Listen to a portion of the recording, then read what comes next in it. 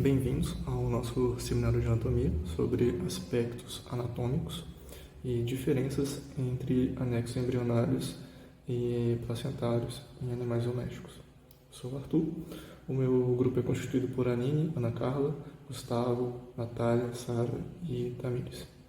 Esse nosso trabalho ele tem como objetivo apresentar os aspectos embrionários e as principais diferenças de composição e formação dos anexos embrionários e placentários em animais domésticos.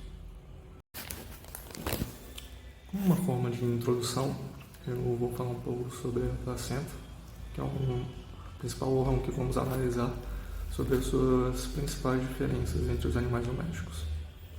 Esse órgão ele tem a sua função durante o período gestacional, sendo responsável por realizar a comunicação entre a mãe e o feto, promovendo trocas gasosas e transporte de nutrientes que vão ocorrer durante esse período, proporcionando as condições para o desenvolvimento do feto.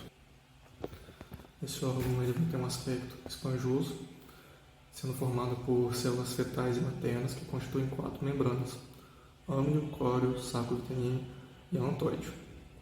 A placenta pode ser classificada por diferenças anatômicas e histológicas, havendo grande variação entre os animais domésticos.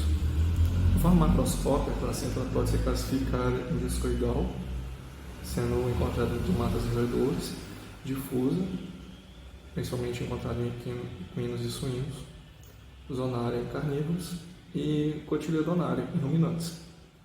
Histologicamente, a classificação se dá em epitélio corial, sindesmocorial, endotelio-corial e hemocorial. É um órgão adaptado para fornecer essas funções extremamente importantes para o feto, de forma que ele estimula os hormônios para a gestação e vai promover uma proteção imunológica e física ao feto, eliminando também resíduos produzidos por este. Caso esse órgão seja danificado de alguma forma, pode haver sérios riscos ao feto, podendo resultar até, inclusive, em um aborto. Os anexos embrionários são estruturas membranosas extraembrionárias que surgem durante o desenvolvimento embrionário de alguns animais vertebrados, a partir dos folhetos germinativos. Para que o desenvolvimento de um novo indivíduo ocorresse, era necessário uma flutuabilidade que permitisse maior liberdade de movimento do concepto, além de condições térmicas, químicas e osmóticas relativamente constantes e adequadas de acordo com as interações materno-fetais das muitas espécies. Com isso, os vertebrados vivíparos desenvolveram membranas extraembrionárias que pudessem propiciar tais condições ao longo da evolução. O embrião vivíparo possui, então, 4 membranas constituintes da placenta: o saco vitelínico, o âmnio, o alantoide e o córeo. O saco vitelíneo é uma estrutura formada a partir do mesoderma e endoderma, que desempenham um papel fundamental durante a fase inicial da gestação, com função trófica para a sobrevivência do embrião. O âmnio consiste de revestimento interno de ectoderma sobre uma membrana avascular de tecido conjuntivo, formando um saco repleto de líquido ao redor do concepto. Este possui como principal função proteger o embrião de choques mecânicos. O alantoide é endodérmico e vascularizado, assim como o saco vitelínico, sendo formado a partir do mesoderma e endoderma. É uma membrana que está relacionada com as trocas gasosas, e em mamífero apresenta-se pouco desenvolvido, uma vez que a placenta é responsável por desempenhar o papel dessa estrutura. O córium desenvolve-se primeiro através de uma simples camada de epitélio trofoblástico, que é avascular. É uma membrana formada a partir do mesoderma e ectoderma, que recobre todo o embrião e os outros anexos embrionários. Nos mamíferos, essa estrutura origina a placenta. Agora eu vou falar da formação da placenta. O desenvolvimento inicial da placenta ocorre durante a expansão do trofoblasto a partir das 3 camadas germinativas denominadas ectoderma, endoderma e mesoderma. O ectoderma inicia sua extensão e forma o saco vitelínico. A placenta é um órgão completo e especializado, com componentes maternos e fetais, que sintetiza, excreta e absorve uma vasta gama de substâncias, como hormônios, fatores de crescimento, enzimas, proteínas e carboidratos, todos indispensáveis para o desenvolvimento do feto. Na espécie equina, há evidências de que o peso fetal é refletido pela área de contato do alantocórnio com o endométrio. Contudo, a eficiência placentária também desempenha papel determinante no crescimento fetal. A placenta é considerada um órgão endócrino ativo e transitório, capaz de secretar hormônios importantes para o desenvolvimento fetal. Tal conjunto de membranas fetais tem como principais funções a nutrição e a respiração, remoção dos resíduos e excretas, e a proteção biológica e mecânica que o feto necessita na vida intrauterina. Os equídeos apresentam uma placenta classificada como microcotiledonária epiteliocorial, devido ao contato entre as camadas de tecido conjuntivo e epitelial com os capilares fetais, caracterizada como difusa por apresentar vilosidade do córeo na extensão de todo o tecido materno. Existem, diversas diferenças entre as espécies, quanto ao início da placentação e também no seu desenvolvimento. Então, ao longo dos anos foram propostas diversos tipos de classificação da placenta, baseadas em diversos critérios. Então, agora a gente vai falar da classificação da placenta quanto à natureza dos tecidos extraembrionários, começando pela placenta corovitelina. Bom, o saco vitelino compreende o endoderma e o mesoderma extraembrionário, e ele se desenvolve de forma variável em diferentes primatas. Então, em alguns primatas, uma parte do córeo é vascularizada por vasos da parede do saco vitelino, e assim ele forma essa placenta corovitelina. Essa placenta, ela é provisória e ela provê um órgão muito útil de troca no início da gestação. Ela também é importante próximo do terço inicial da gestação equina e é funcional somente nos equinos e nos carnívoros, dentre os animais domésticos. Bom, a placenta coreo-alantóica ela é formada pela fusão entre a parede do alantóide e do córeo, e na maioria das espécies ela é a placenta definitiva, pelo menos nos mamíferos eutérios, e ela se torna funcional num estágio mais precoce. Bom, nela o córeo está intimamente associado ao endométrio e ele é vascularizado por vasos que alcançam e acompanham o broto alantóide desde o intestino posterior. Esse tipo de placenta ele está presente nos suínos e nos ruminantes, e o saco vitelino começa a sofrer involução entre 3 ou 4 semanas de gestação. A placenta também pode ser classificada de acordo com a velocidade do córeo fetal. Bom, primeiramente, o que são as velocidades coriônicas? São as seções do córeo que passam pelo endométrio e que possuem vasos sanguíneos fetais. É o local onde nutrientes e oxigênio são entregues ao feto e onde os resíduos são levados pela mãe para serem excretados posteriormente. Bom, como eu falei, a placenta pode ser classificada de acordo com as velocidades.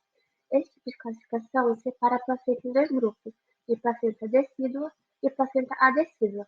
Na placenta decídua, a mucosa uterina se entrosou de modo tão intenso com a placenta que é parcialmente destruída durante a gestação e acaba sendo expulsa junto com a placenta no momento do parto, originando assim uma ferida superficial e causando grande hemorragia na hora do parto.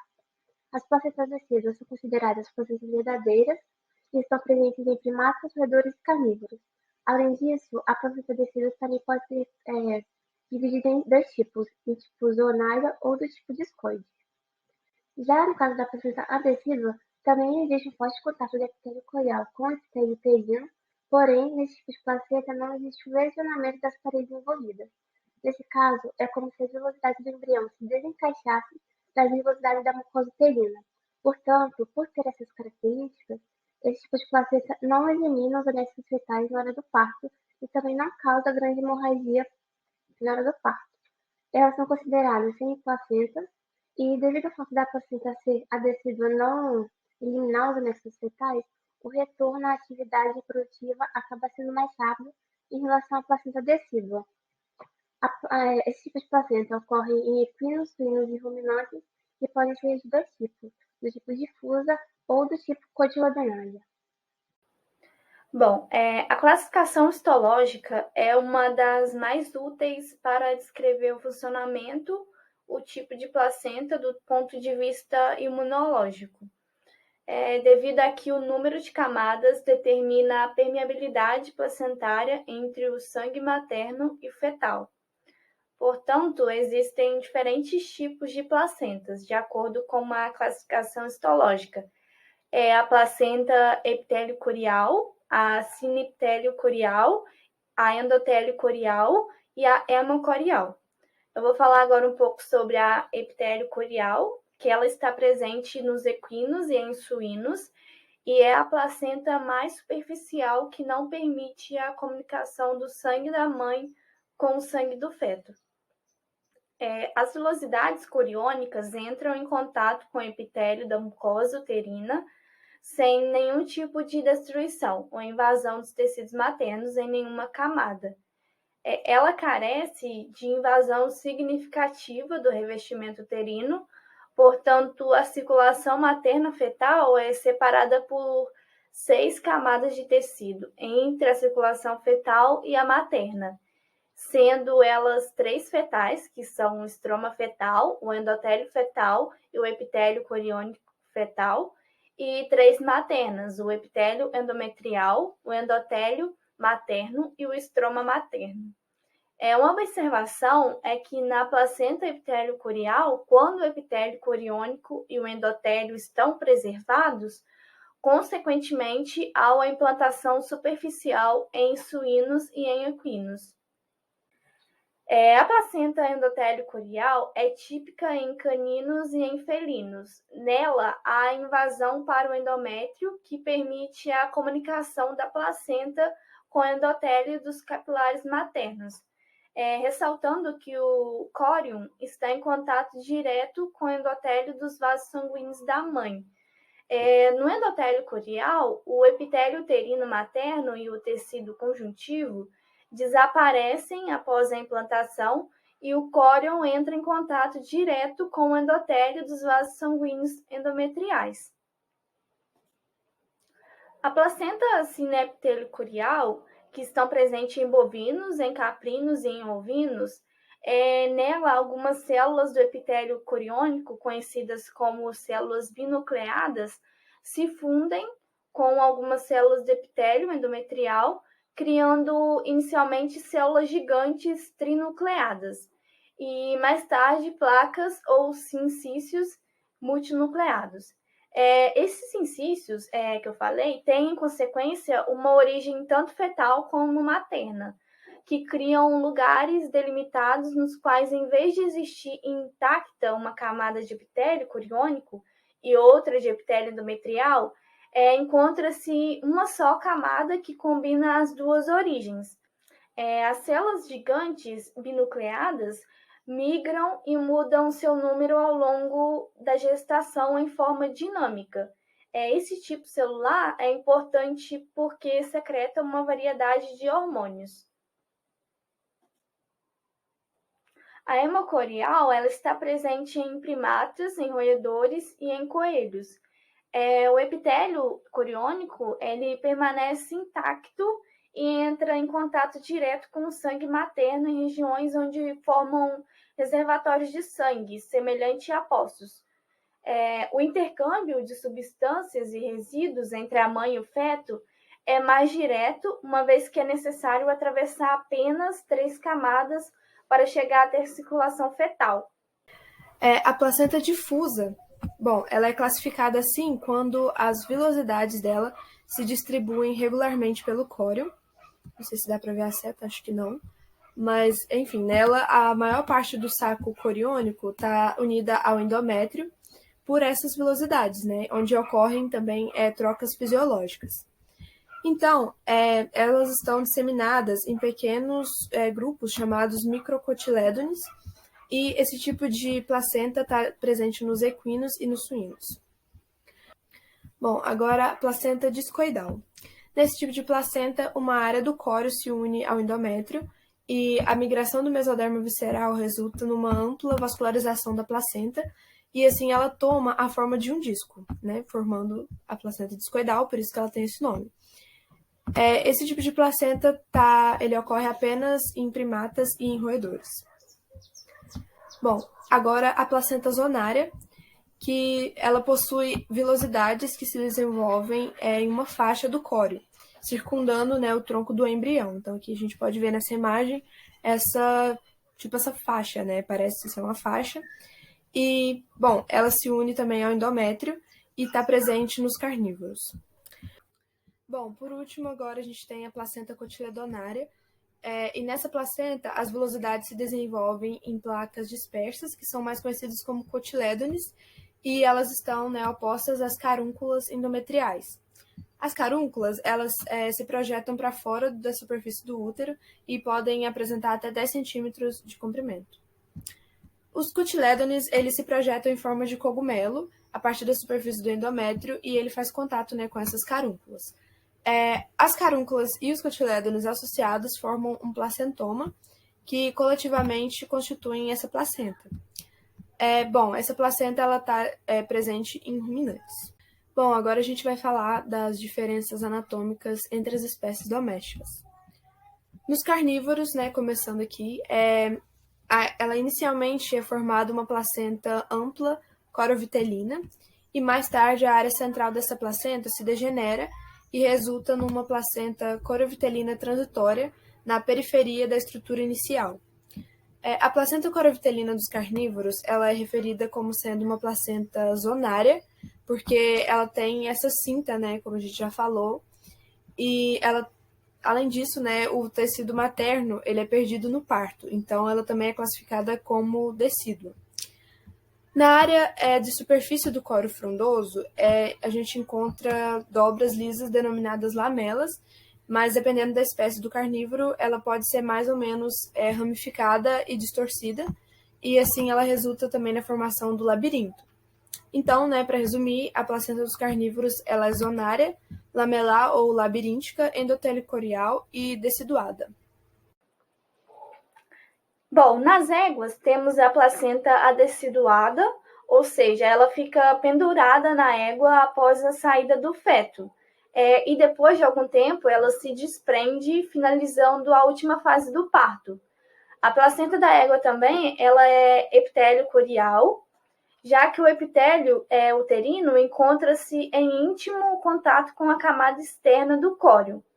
E por possuir esse tipo de placenta, o potro não recebe uma imunização passiva pela placenta, sendo muito importante a ingestão do colostro, né, para a aquisição dos anticorpos maternos.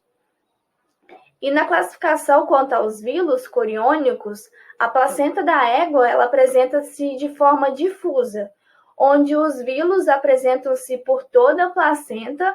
Então, a maior parte do saco coriônico está uniformemente unida ao endométrio, por isso é aconselhado que não se faça uma tração forçada de forma brusca, porque o risco de puxar o útero junto com a placenta é alto.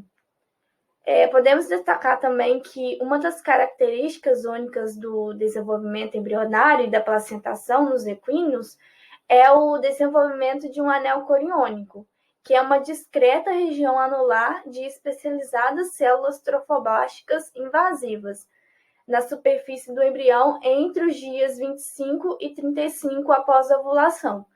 Este anel ele é formado por uma série de ondulações superficiais no córeo que se aprofundam marcadamente, permitindo que as células binucleadas invadam e migrem através do tecido materno.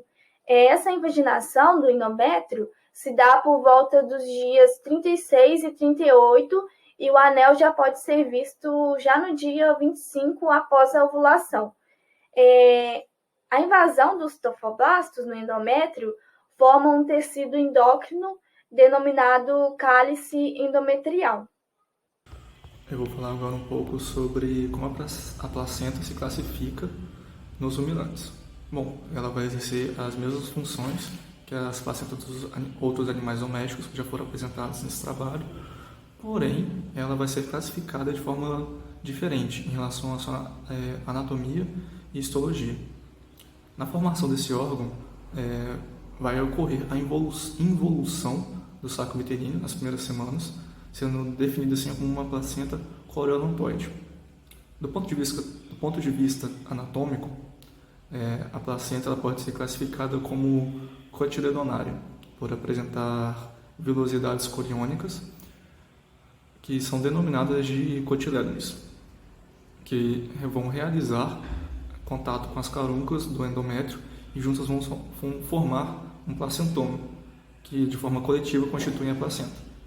Nos ruminantes, vai variar a quantidade dessas estruturas, sendo de 70 a 142 em vacas, 63 a 100 em ovelhas e 104 a 160 em cabras. Do ponto de vista histológico, os ruminantes são classificados como epitélio corial por não apresentarem perda do tecido materno e havendo sobreposição dos epitélios corônicos, dos epitélios endometriais. Contudo, a placenta também pode ser classificada como adeciduada, por existir um forte contato do epitélio corial com o epitélio uterino, sem causar danos a essas paredes que estão envolvidas. A placenta nos ruminantes ainda pode ser classificada como adeciduada, por existir um forte contato do epitélio corial com o epitélio uterino, sem haver dano entre essas paredes. E por conta disso não vai haver perda dos anexos fetais juntamente com o feto durante o parto.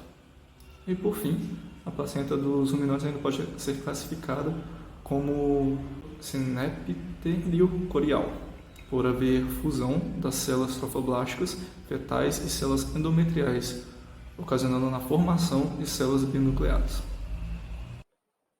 Bom, gente, esse é o nosso trabalho. Aqui estão todas as referências que usamos no trabalho. E é isso. Muito obrigada pela atenção e espero que esse seminário tenha trazido muito conhecimento para vocês. Obrigada.